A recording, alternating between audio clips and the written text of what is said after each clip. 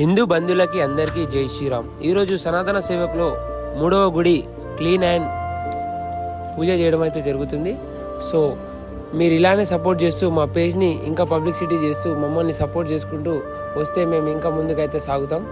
And ఎక్కడైనా temples ఉంటే comment సెక్షన్లో కామెంట్ అయితే చేయండి. శంషాబాద్ సరౌండింగ్స్ లేదా ఎక్కడైనా లోకల్స్లో ఉంటే కామెంట్ అయితే చేయండి.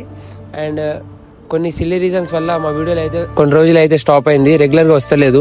సో ఇప్పుడు నేనైతే రెగ్యులర్గా చేద్దామని అందరికీ జై శ్రీరామ్.